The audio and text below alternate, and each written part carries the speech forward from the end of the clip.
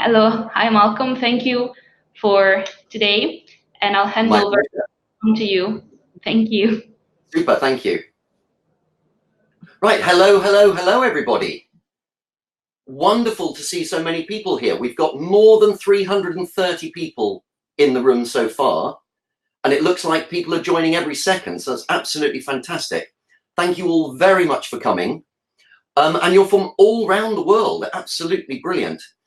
It's just gone 6 p.m. here, so it's the end of my working day. Looks like for some of you, it's the middle of the night. So whatever time it is, thank you very, very much for coming. Today in this session, we're talking about the future.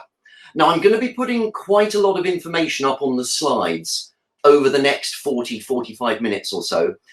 Please don't feel you need to take lots of notes. You really don't.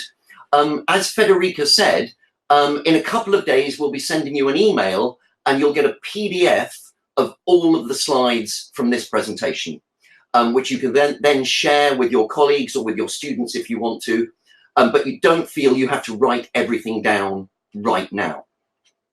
So talking about the future, one of the things I think is quite interesting about the future is the difference between receptive and productive, between reception and production. In terms of reception, so reading and listening, I think generally our students don't have any problems. There isn't a particularly difficult aspect to this. Whether they encounter, perhaps in a reading text or a listening text, we arrive at 3 p.m, we're arriving at 3 p.m, we're going to arrive at 3 p.m. tomorrow, we will arrive at 3 p.m. tomorrow, any of those, I don't think our students are going to struggle that this is a sentence about the future. Obviously, we've got here in these examples, the word tomorrow. That's a clue word, a key word. It tells the students it's about the future. So there isn't a real problem in terms of reception. The problem for our students is one of production. When they're speaking, when they're writing, what are they going to choose? Are they going to choose arrive? We're arriving, we're going to arrive, we will arrive, we will be arriving? Or even with the present continuous, the short form or the long form, we're arriving or we are arriving. And with going to, we're going to arrive or we are going to arrive. Or even we're gonna arrive. There are so many choices. And this is the problem for our students. Which one are they going to choose? And I think the problem from our perspective as teachers, how are we going to help them make the right decision? How are we going to get them to say something that sounds natural and fluent? That's what we're going to be thinking about today. If your students came to you and said, when do we use will and when do we use be going to? Would you find it easy or difficult to explain the difference between will and be going to your students? Just write easy or difficult in the chat box. Easy, quite easy. Most people saying easy. That's very interesting. One person said difficult, right, 2 or 3 people saying difficult. I'm very, very glad you find it easy. Personally, I find it quite difficult. So could you, now I know there's lots of different aspects to will versus be going to. Which is the key one? Which is the first one that you would point out to your students? Very briefly, type into the chat box what you would explain is the key difference between will and be going to. And let's have a look. Okay, planning, duration, going to his intentions, interesting. Be going to his intention, predictions, planned or unplanned, very interesting. When the decision is made, very interesting. Decision at the moment of speaking. Will is prediction. Right, these are all very, very interesting. Will is suddenly no intention, going to is intention. Will is action at once, be going to is planning. On the spot decisions is will. Okay, we've got some really, really good ideas there. Let's stop typing now. And that's what we're going to do. We're going to explore some of these over the next 40 minutes or so. But actually, I want to start with a very, very specific grammatical structure, the first conditional. Now, when we teach the first conditional to our students, we tend to spend a lot of time making sure our students understand that we don't use will in the if clause. So we say, for example, if you see Adam later, tell him to call me. We don't say in English, if you will see Adam later. And then at higher levels, perhaps B2 or above, we might introduce some exceptions to that. So we might say, actually, on occasion for emphasis, we might use will. So, well, if you will keep staying up late, no wonder you're tired. Or in a very formal, polite situation, if you'll just follow me, I'll show you to your room. But on the whole, we don't use will in the if clause of a first conditional. What's interesting is that we can use be going to. If you're going to see Adam later, or if you're going to see Adam later, tell him to call me. Now, I'm mentioning this here for two main reasons. Firstly, because I think it's interesting and a shame that many course books and many grammar books don't mention this. When they introduce the first conditional, they don't mention that unlike will, we can use be going to in the if clause of a first conditional. And I think that's a shame because it's very, very common in English. We use this all the time. So it's rather strange that grammar books and course books often miss it out. And similarly with the second conditional, if you were to go to live on Mars, what would you take with you? It's very, very common to use be going to in the simple past form in the second conditional, but we tend to ignore it. And that's a shame. The other reason I mention it is because I think it tells us something very interesting about the difference between be going to and will. Because be going to is fundamentally a specific form of the present continuous. We don't only use present simple, of course, in the if clause of the first conditional. We can also use present continuous. We can also use present perfect. So we can say things like, if you're seeing Adam later, tell him to call me. And we teach that to our students. So it would actually be surprising if we couldn't use be going to, because be going to is a specific form of the present continuous. It isn't this thing on its own. It's actually one kind, one type of the present continuous. And so in one sense, it's rooted in the now. And also, I think, what it does, it suggests you've already started on a journey, on a metaphorical journey to achieve something. So I'm planning to cook pasta tonight. You've already started on that journey. That's not me doing that.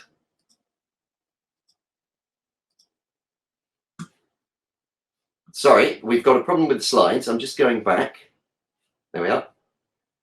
I'm planning to cook pasta tonight. You've already started on that journey by planning. So we can say, I'm going to cook pasta tonight.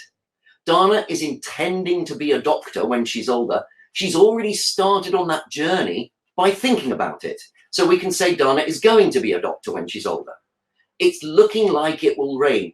The weather has already started on that journey towards raining. So we can say it's going to rain.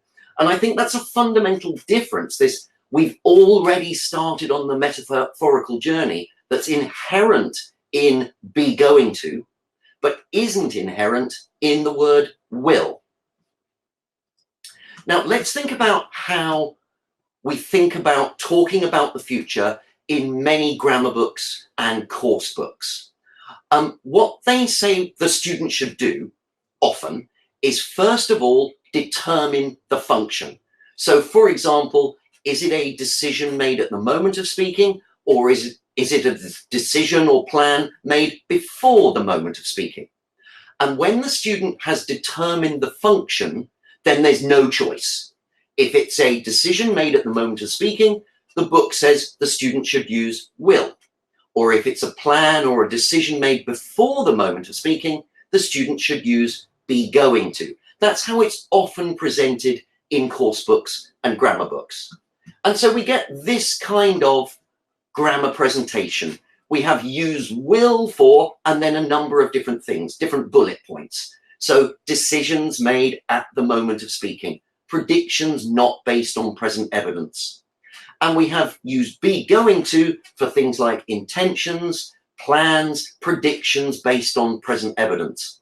Now, one of the things that it sometimes says we use will for is future facts. Now, that's, I think, actually a slightly problematic term.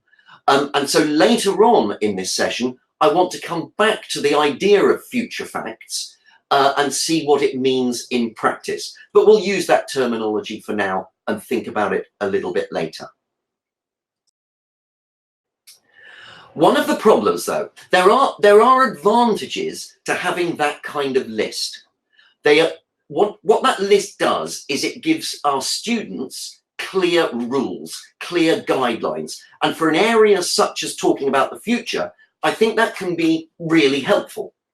And not just for the students, also for the teacher. I remember when I first started teaching, if you gave me a sentence with will or be going to, or the present continuous or the present simple or future perfect or whatever it was, I could tell you if it was right or not, but there was no way I was able to come up with the reason why. I had no idea of what the rules were. So the rules in the course book or the grammar book weren't just useful for the students, they were extremely useful for me. So there are lots of advantages to having rules like that in the grammar presentation in the course book or the grammar book. But one of the disadvantages of those kind of rules where it says use will for these things, use be going to for these different things, is that it isn't difficult to come up with exceptions. And I've faced this situation in the classroom where we've done the grammar presentation, we've done the exercises based on the grammar presentation, and then we've done a reading text. And a bright student puts their hand up and says, you remember that in the grammar rules yesterday, we said use be going to for a prediction based on present evidence? Yes, absolutely. Well, then why in the reading text that we've just done, do we have this sentence? It looks like the situation will deteriorate further over the next 100 years or so. That's using will, but isn't that a prediction based on present evidence? And frankly, I had no way of answering that question because one, this sentence looks perfectly correct to me and it's in the reading text, so it is correct, but it's using will and it does seem to be a prediction based on present evidence.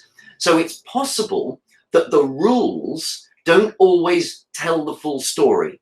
Perhaps they are inaccurate or perhaps they are incomplete. And as I say, it's not difficult to come up with sentences that to a certain extent or in one way or another don't seem to fit in with those main rules of use will for this, use be going to for something completely different. So I can imagine someone saying, I know, I'm going to get Dad a jumper for Christmas. And in some senses, that seems to be a decision made at the moment of speaking. They hadn't decided 5 minutes ago, and yet it's using be going to. So that's a little bit odd.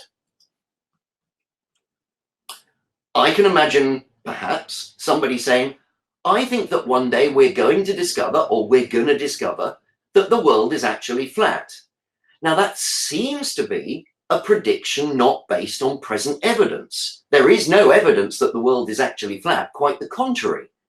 And yet it's using be going to, it's not using will. So once again, in some senses, that seems to contradict the rules. The election is going to be held next April. Now that seems to me perfectly grammatically correct.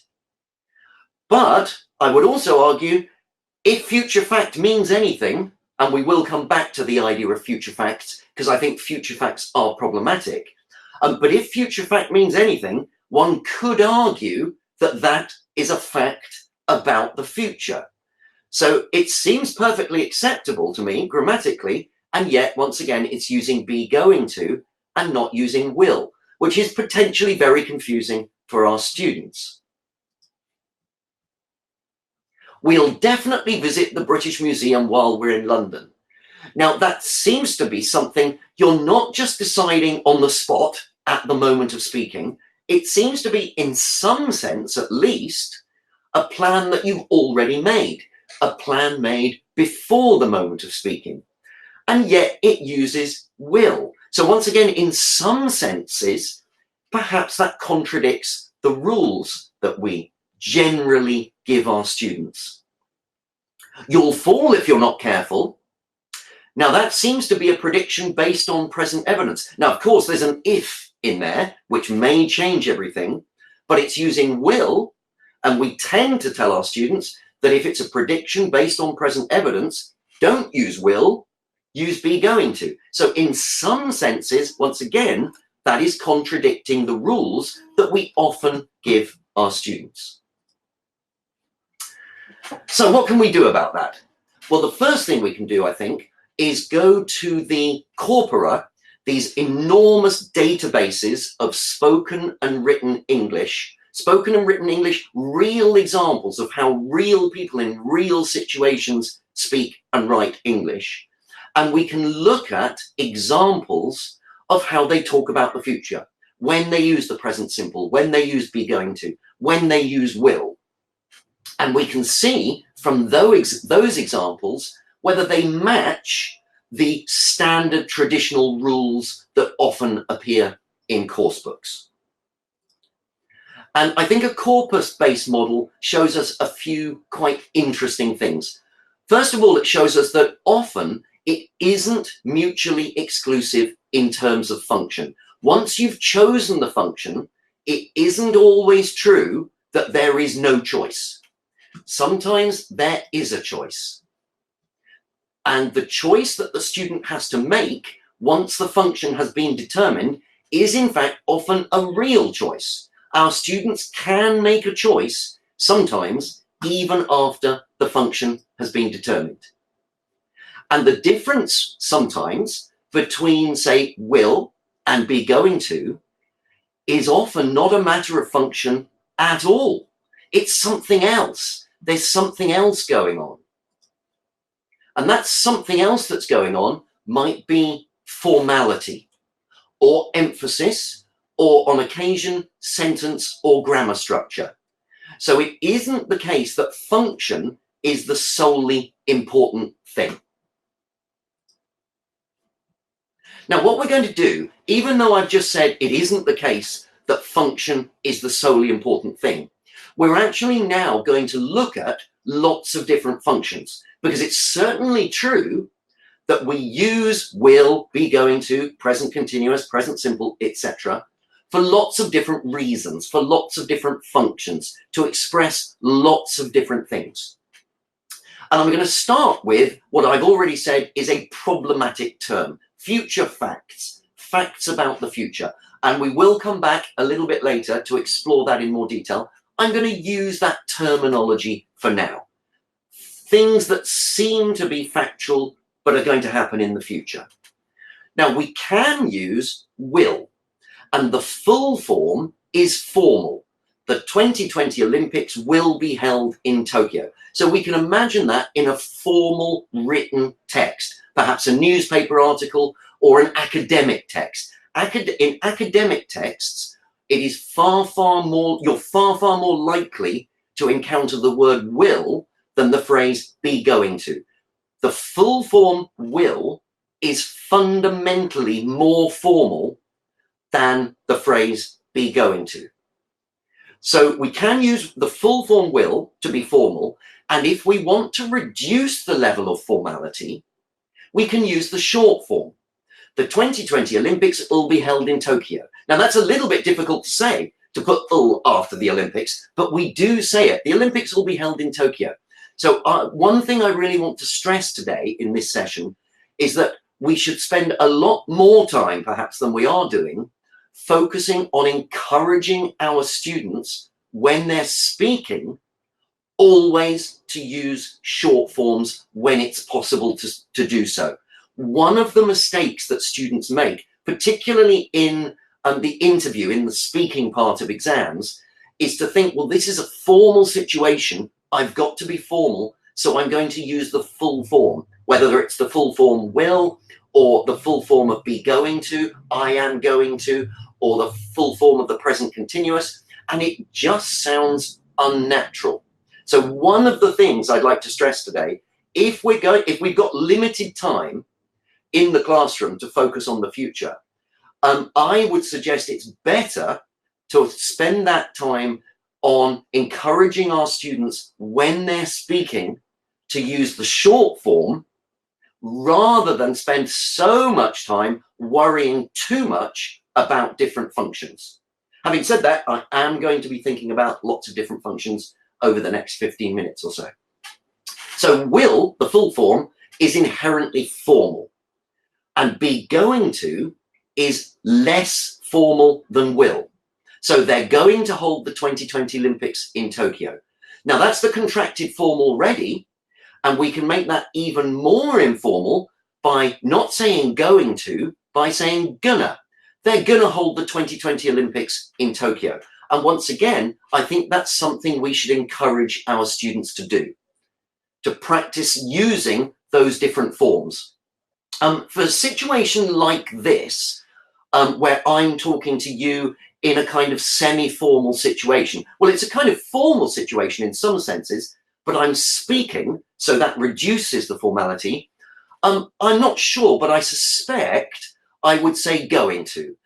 So in a few minutes, I'm going to do something else. But if I was just chatting to my friends in the pub, I think it's quite likely I'm going to use gonna. There, I just said I'm gonna. So I think our students need to be able to use all of the forms, the full form when they're writing in a formal situation, and the contracted form when they're speaking, and perhaps even gonna when they're just talking to their friends. That's what the skill that they need to live in the real world in the 21st century. So back to this, we can also use present continuous when it's an arrangement. They are holding the 2020 Olympics in Tokyo. And of course, once again, there's the contracted form they're holding, which reduces the level of formality. And if the fact concerns a fixed event, a timetabled event, which can't be changed, then we can use the present simple. So the 2020 Olympics are in Tokyo. Predictions. Sorry, I'm just moving my camera so I can read this properly. Based on no present evidence. We can use will, and once again, this is formal. The full form will is always formal. So one day, hamsters will take over the world. There's no evidence for that whatsoever.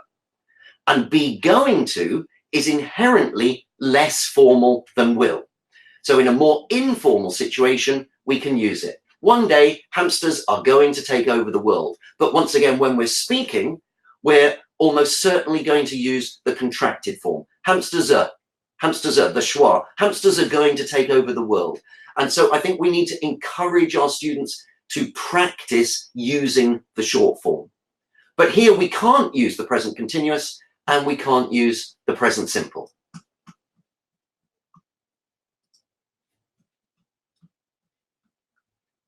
Predictions based on present evidence, we can use will if the prediction expresses conditionality. So if you're not going to if you're not careful, you'll fall. And there it's spoken, so we're much more likely to use the contracted form. We wouldn't use the full form unless it was really for emphasis. So we can use it informally if there's conditionality, and we can use it the full form if we're being formal. So it appears that the UK will suffer from its decision to leave the EU. We're very likely to see that, for example, in a newspaper article, where it's more formal writing or academic writing. Be going to is, as we've said many times now, much less formal than will. So that's why we say, look out, you're going to fall. I think there's two reasons why we say it. One, because we're speaking, and so it's more informal. And secondly, because as we said earlier, there is this immediacy to be going to, which isn't in the word will, because you're already on your metaphorical journey. And so that's why we're much more likely to say, look out, you're going to fall. But what we shouldn't tell our students is that we only use be going to for predictions based on present evidence, because that's not the complete truth. We can also use will for certain circumstances, if it's formal or if the prediction expresses conditionality. We can't use present continuous. So something like, look out, that building's falling down, that isn't about the future. That's describing a situation now rather than predicting the future. And we can't use the present simple. Decisions made at the moment of speaking. We can use will. I know, I'll get Dad a CD for his birthday. And that emphasizes the decision. And this is the one we usually teach. But interestingly, if we really want to emphasize the intention, we can use be going to. And to be honest, there isn't a huge amount of difference. I know I'm going to get Dad a CD for his birthday. What I think's going on here is that when we say a decision made at the moment of speaking, actually, we don't make the decision at the moment of speaking. By the time the words start coming out of our mouth, we've already made the decision. So it's moved from a decision to an intention. And that, I think, is why we can actually, if we want to kind of emphasize the intention, use be going to here. So in lots of grammar books, in lots of course books, what we might have is a multiple choice exercise, 2-option multiple choice, where I'll is the correct answer and I'm going to is the incorrect answer. And in one sense, that's true. But I really wonder whether it's actually worth spending so much time on that. I'd rather spend time, if someone's going to say it, make sure they use the short form, not the long form, because it's the long form that sounds so unnatural. If they choose be going to, but use the short form, really doesn't sound wrong to me. Now, plans, intentions, arrangements decided on before the moment of speaking. There's several different things going on here, plans, intentions, arrangements. We'll unpick them in a second, but I've lumped them all in together for the moment.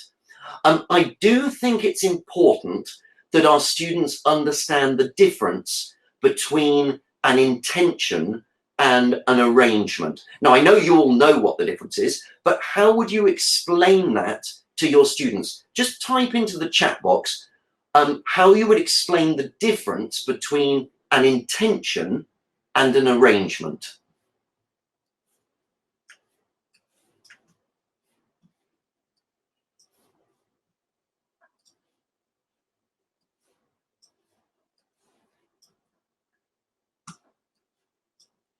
Just give me 1 second. So an intention is what I want to do. Intention is something that you've not accomplished yet. Intention is not fixed. Intention is purely an idea. That's interesting. Arrangement is a plan. Intention is the wish. That's interesting. An arrangement, they've already made plans. Yes, I think that's right. A lot of you are absolutely picking up on explaining the difference between them. I think that's absolutely right. So an intention is a desire or a wish to do something, but it hasn't been planned yet. Whereas an arrangement, the arrangement has already been made. So for example, when I grow up, I want to be an astronaut. That's just a desire or a wish, but you haven't done any planning yet. Whereas I'm studying law because I want to be a lawyer, you've actually done something about it. You've applied for the course. You've got on the course. You've gone to university. So there's a fundamental difference there. Having said that, I do think there is a grey area. So for example, asking for a pay rise tomorrow. Is that an intention or an arrangement? Now, we can say, I'm asking for a pay rise tomorrow.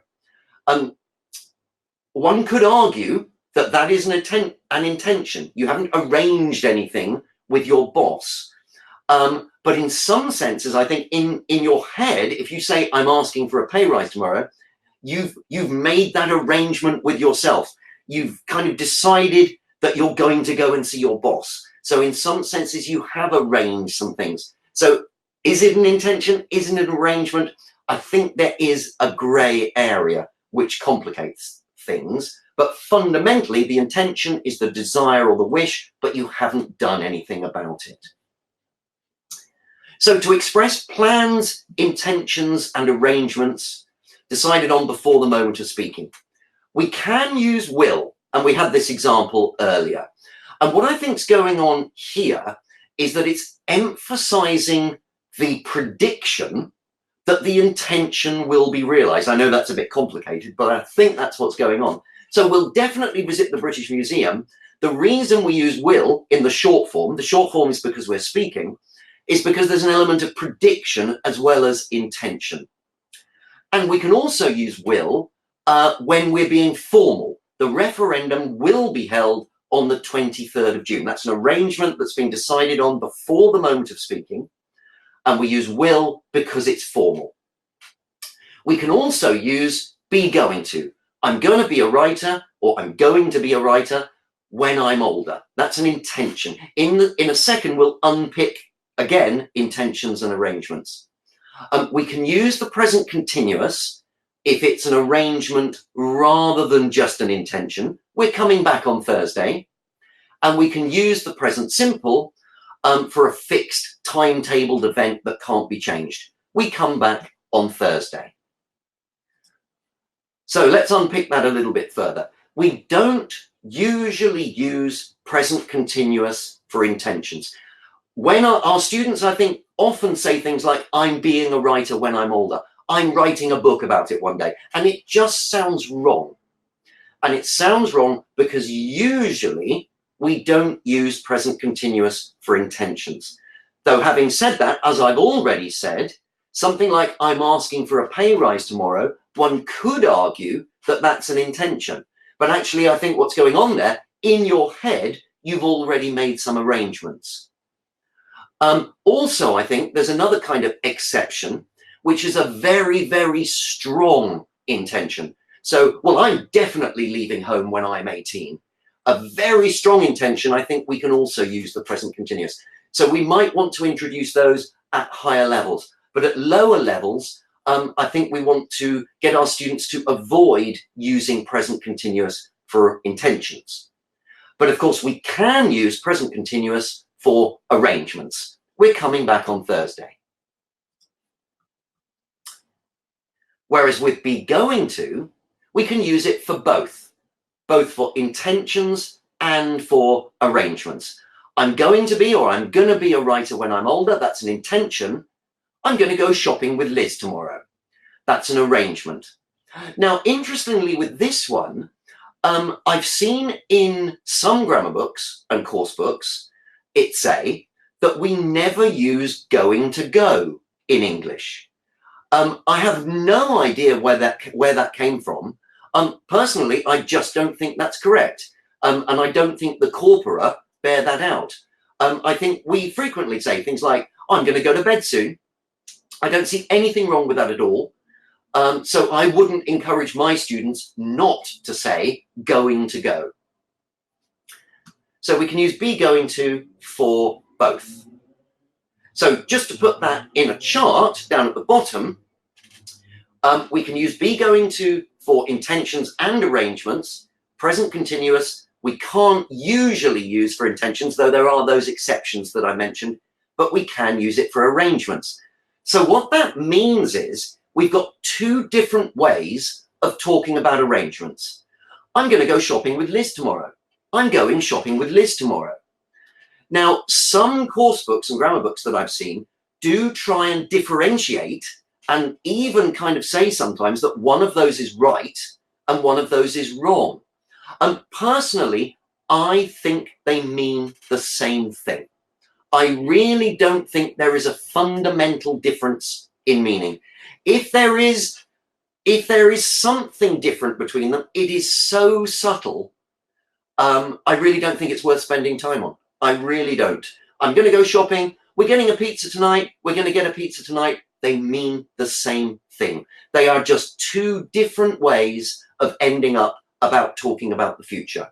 So our students need to know that really, with something like this, expressing an arrangement before the moment of speaking, you can use either, and it doesn't make any difference. And once again, the key thing is, if they're speaking, they should use the short form. If they use the long form, it will sound unnatural, whether they choose present continuous or be going to. If they use the short form, then it will sound natural. To express offers, of course, we can use will, I'll help you.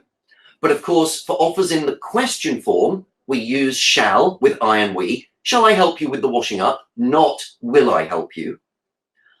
Interestingly, though, I think we can also use be going to.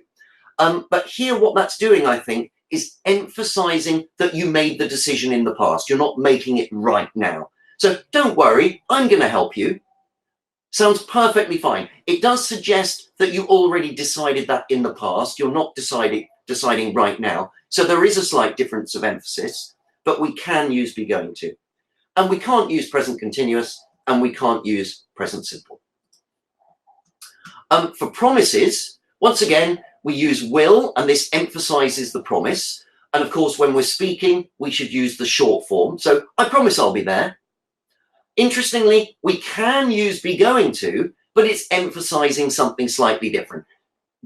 It's not emphasizing the promise, it's emphasizing the intention. So I promise I'm going to be there sounds totally fine. It's grammatically correct. It's just emphasizing something slightly different.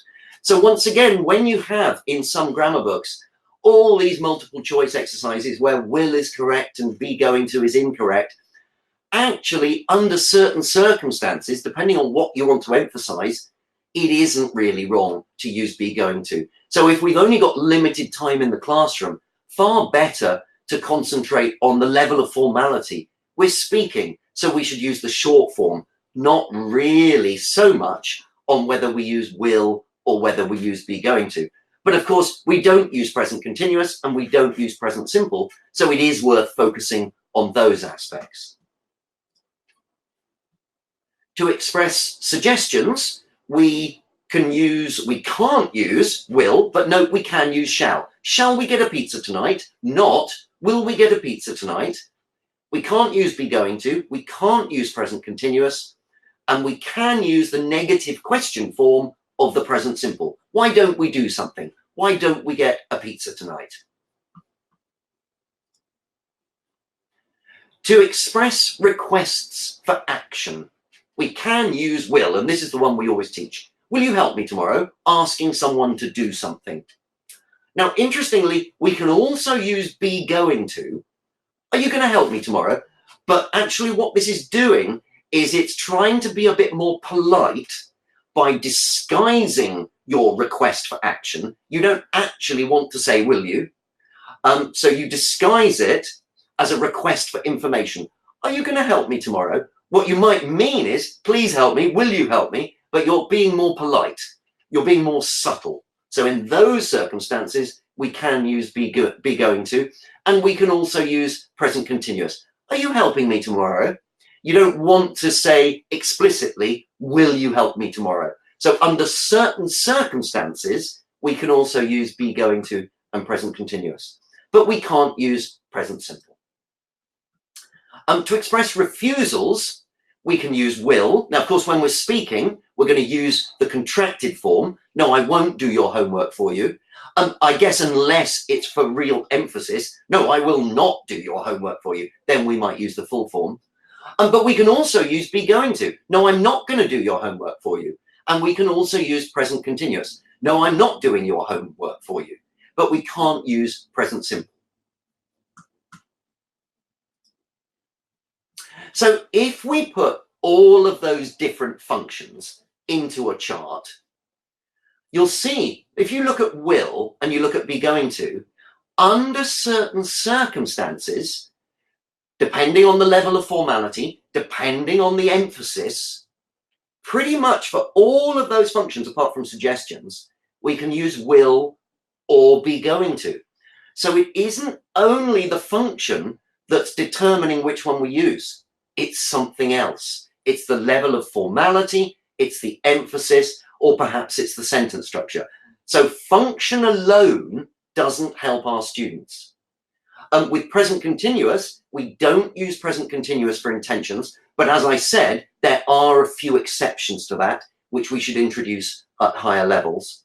And with present simple, there's only a couple of functions, really, main functions that we use it for. So a few conclusions. There's the same table up at the top. I just rearranged it so it fits on the slide. And once again, don't feel you have to write all this down. In a couple of days, you'll get an email with the PDF in all of the slides from this webinar. So a few conclusions. The difference between will and be going to is rarely solely connected to function. If you look at that chart, for the functions, we can use will and be going to under certain circumstances for all of them pretty much. The difference is because of formality and register or emphasis. And so because of this, it's very, very important that our students consider the register. What are they doing? Are they talking to a friend? Are they writing an essay, which is an academic register? Are they writing a friendly letter? Are they writing an article? They always have to consider the register. So with academic writing, I think there's two things going on. Full forms, not short forms, and will is used far, far more often than be going to. And informal writing and informal speaking, or speaking generally, short forms. And be going to is used a lot more than will. Though, of course, we can use, under certain circumstances, the short form of will, which we need to encourage our students to practice saying. So unless it's for emphasis or the question form, we rarely use the full form will, when we're speaking informally or semi-formally. It sounds really unnatural if our students say, I think she will like that present. Contracted, I think she'll like that present, it sounds fine. And to be honest, as I kind of said earlier, but I want to repeat this, whether they choose will or be going to, actually, it's probably going to sound okay as long as they use the short form or even present continuous under certain circumstances. We will not have time to visit the museum. Just doesn't sound right. It sounds unnatural. We won't have time. Just sounds fine. Or we're not going to have time. Or we aren't going to have time. They actually all sound fine. So, as I kind of just said here, the same as with be going to as with will. And with the negative, we are not going to sounds unnatural. We aren't going to, or we're not going to, or we aren't gonna, or we're not gonna. The present simple has very specific functions, which I think are relatively easy for students to understand. And I think course books and grammar books and teachers are very, very good at doing the present simple for talking about the future with students. So I'm not going to talk any more about that here. It's important that students understand the difference between intentions and arrangements, because there are many occasions where if students use the present continuous to talk about intentions, it just sounds wrong. But there are some exceptions, as I said earlier, which I think we should introduce at higher levels. The most important thing about the present continuous is that it's not usually used to describe intentions, but as I said, there are some exceptions. Now, back to future facts. I mentioned earlier that it's a problematic, troubling term, and this is why I think it is. I think we need to differentiate between future facts and arrangements. Have a look at this future fact. The sun will continue burning for at least 5 billion years. Now that uses will, that's formal. We can make it more informal by using be going to. The sun's going to continue burning for at least 5 billion years. That's a future fact. Now let's compare that with an arrangement. They will land on Mars next April, that's formal. They're going to land on Mars next April, less formal. They're landing on Mars next April, that's fine as well. They land on Mars next April, that's also fine, because it's a fixed timetabled event. So if we put those two next to each other, we can see the grammatical difference. With what I've called an arrangement, we can use present continuous and present simple. But with what I've called a future fact, we can't use present continuous. And we can't use present simple. Now, why? Would anyone like to suggest in the chat box what the difference is in, not grammatically, the difference, we can see the difference grammatically, but what's the difference that means that for those two future facts, we can't use present continuous and we can't use present simple? Lenka says the human factor. I think that's exactly right. That's totally correct. With the arrangement, there is a human factor. It's humans who have decided this. It's humans who can control this. With what I'm calling future facts, this is out of human control. And that seems to change the grammar. We can't use present continuous. We can't use present simple. So I think that's an important distinction for our students. So I think if it was up to me, I would reserve future fact for things that students can't have control over, that people don't have control over. People are asking, can they get this presentation and certificates? Yes, you can. You'll get an email in a couple of days with the PDF of all of the slides and your certificates. I've said this before, but let me just conclude by saying this again.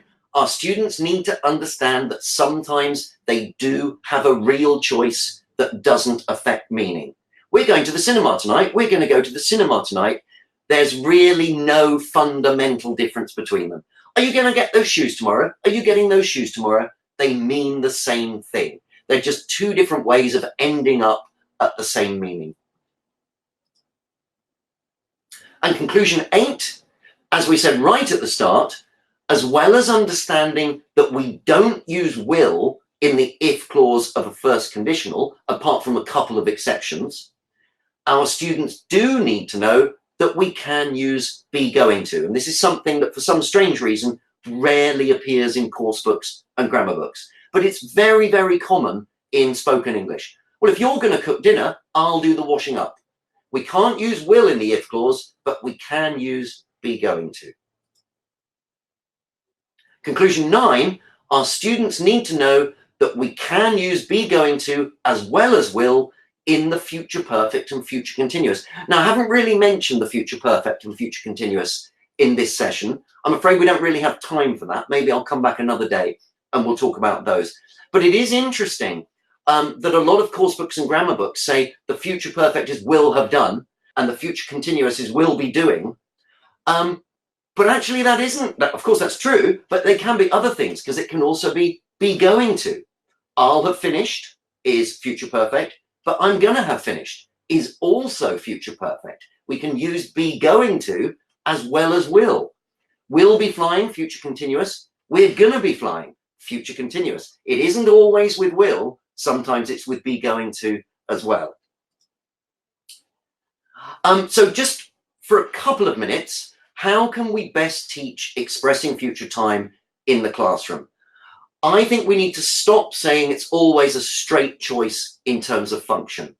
Function is important. Students need to understand that there are different functions, but if we solely focus on function, we miss out some of the other key elements, such as formality and emphasis.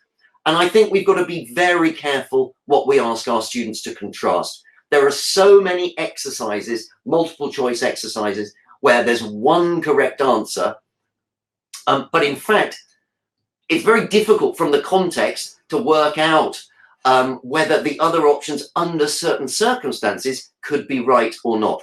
So where possible, I think it's good to get away from these multiple choice where there's only one correct answer. And we're asking students to contrast things that under certain circumstances might well be right.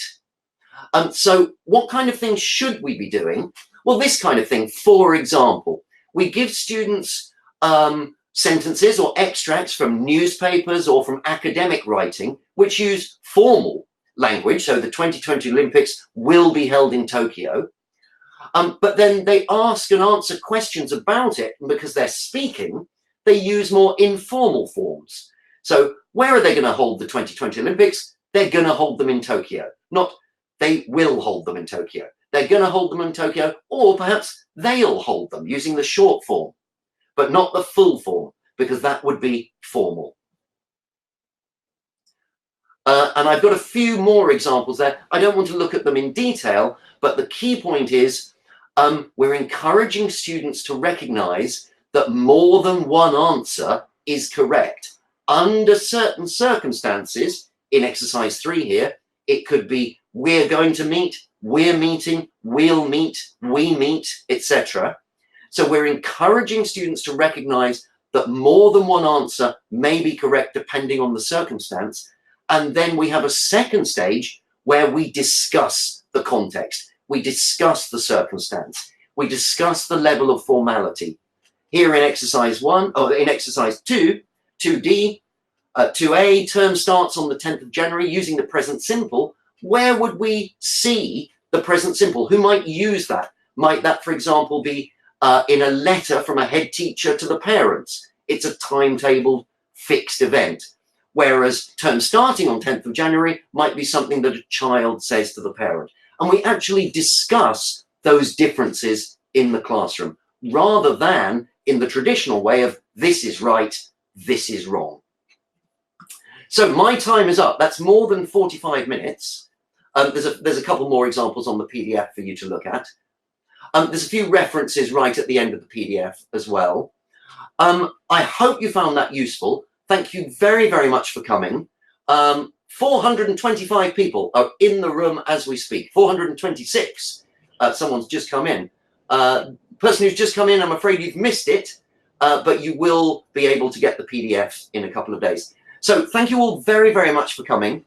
We've probably got a couple of minutes for questions, but I'll go back now to Federica. Sorry, Federica.